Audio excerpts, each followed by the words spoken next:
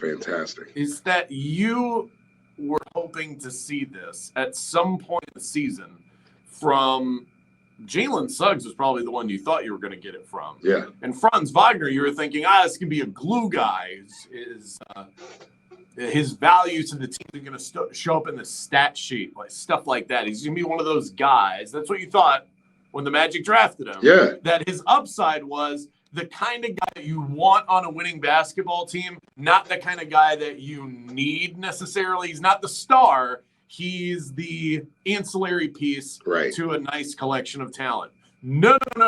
He popped last night, and right now, if you're nominating a star on this Magic team, it's Franz Wagner. This guy looks like the next great find of the Jeff Weltman, John Hammond career.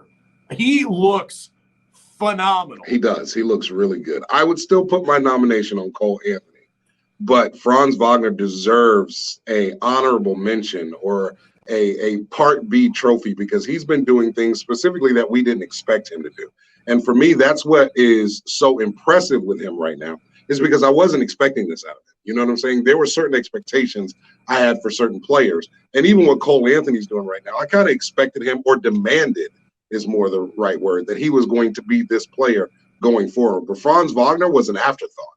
He was, he'll be good to have on the team. He'll keep things flowing. He'll be a great person to put in when the second unit is in there. He'll make sure that they perform well and do what they're supposed to be doing.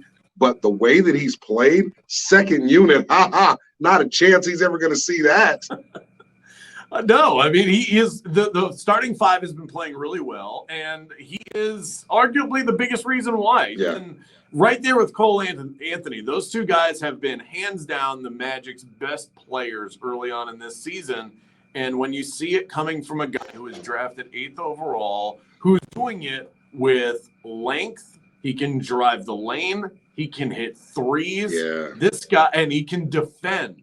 You know, Cole Anthony got hot last night, and the guy couldn't miss anything. He looked like Steph Curry out there last night, and I don't think that's what he is, but he can do that, and that's great, and we love Cole Anthony for all of the reasons that we should love Cole Anthony. But I think there's a limit to his upside. Based on what I've seen from Franz Wagner, if there was a cap on it, I've taken the cap off, and the sky is the limit for this guy. Yeah. Based on his length, his defensive ability, he plays in a way where, like, he just never feels like he's out of place. He's always in the right spot. He doesn't force anything. I found the stat.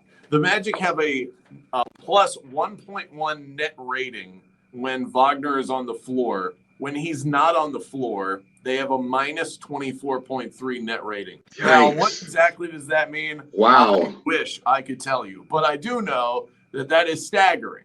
The team is just much better with Wagner on the floor than when he's not. You can see that when you watch this team play. He is the apple of my eye right now.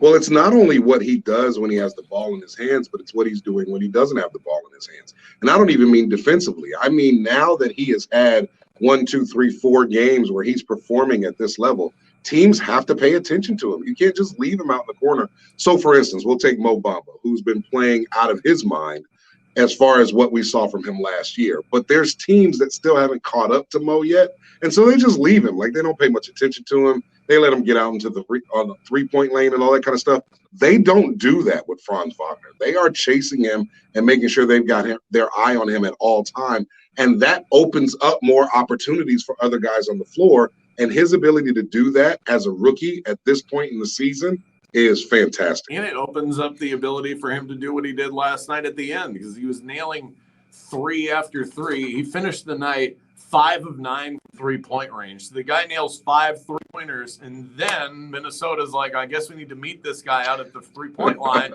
And when they do that, then at the end of the game, he blows by, and that's when you had that German hammer slam and that amazing highlight. That, by the way, thing was nasty. I saw it live. That thing was nasty. It was number 1 today on SportsCenter's Top 10. Nice. That play. There Amazing. you go. Get some Magic Pub on SportsCenter. Exactly what I'm talking about. That's why I'm all excited. Cole Anthony was excited too. He sings the praises of Franz Wagner in the postgame. Yeah, it just tells you a lot about Franz. I mean, he really knows how to play. I wish I was playing last year. Shoot, Man, I wish I was. Franz can really hoop, man. He just really understands the game. That's a great feel. And, it's just a heck of a basketball player. It's awesome because I think it's a heck of a lot better. So, super excited to see it. Also, big fan. Rudy Taylor, USA Navy rookie line. Nickel, I don't know if you guys have had the opportunity to see his dunk yet or rewatch it. We have. I got it on my phone, recorded. He had it on loop on the TV. Yeah. What was the kind of the reaction to it there in the locker room? And we was like, "Hey, Franz, that's nice. That's real nice." We was in there screaming. Like, we probably watched it about 8-9 times. Every single time, I'm just like, ah! Right when he goes for the play, right when he does it. So that's joint TV up, man. I was like a pledge. Shout out to my young boy. That's fantastic. Like that right there is why we love this team. It absolutely is. So they didn't even wait until their post-game responsibilities are. Like, no. They didn't even change yet. No. They must have, based on the timeline of that, the game ended. They walked into the locker room, and the first thing they did was started watching this on their phone. Absolutely. And then they casted it from the phone to the TV in the locker room and looped that bad boy over and over again, which is exactly what we would want and expect, and it's what we enjoy about this team. Yes, and this is why I will go back to the trade that was made. And I told you that day. You were right. I was wrong. An exciting day. I was so upset. Fan. I was so mad.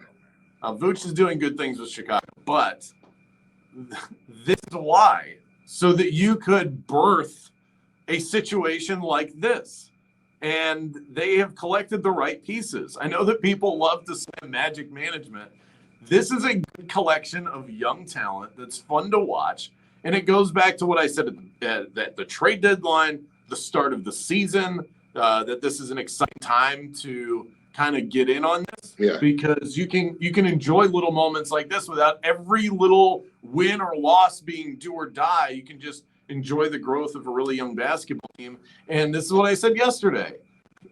Every close loss feels like a win. Yeah. And wins feel like Super Bowls. Last night felt like this. It felt like a celebration among the Magic community. It was a win on a Monday against the Timberwolves. And yet we can't put that into perspective because in the moment, it's amazing. It would not be the case if this team had the expectation that they had with the Vooch, Aaron Gordon, Evan Fournier era, where it's like, you're supposed to do that, and we're pissed that you only won by 5. Yeah. You're absolutely right. You're absolutely right. And I'm enjoying every second of it. And I look at people now who are criticizing Magic management and have been criticizing them. And I look at them now and be like, if you're not a fan of the Magic, just say so.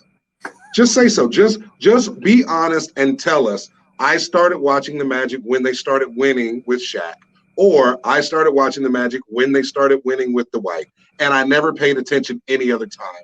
And so now I feel entitled, because those are the people who are truly upset about this. The people who have been watching this team, suffering with this team, celebrating with this team, and going through all of these highs, lows, and emotions, the people who have been there for the team that has spent half of their existence in the playoffs, those people are excited about everything they're seeing on a night like last night. So I've already upset Magic fans, though, even though What'd you do this time? I'm the captain of the cheerleading squad over here. Yeah. I asked the question on Twitter today, and it is receiving some blowback that I even put this out into the universe. How dare you? Magic fans, are you excited enough about Franz Wagner right now that you would keep him over Jalen Suggs if you could only choose one? And people are acting like this is the Shaq Sentinel poll all over. Because you're blasphemous. Because you're taking out their beloved Jalen Suggs. And I love Jalen Suggs, but it does make me, that's why I asked the question. Yeah. Because when I thought of this, it made me stop and think. You know how in the bag I am for Jalen Suggs. I think this guy could be a future star in the NBA. I thought that prior to the Magic taking him, he was the guy that I was maybe most excited about of the players that were coming out of college or the G League.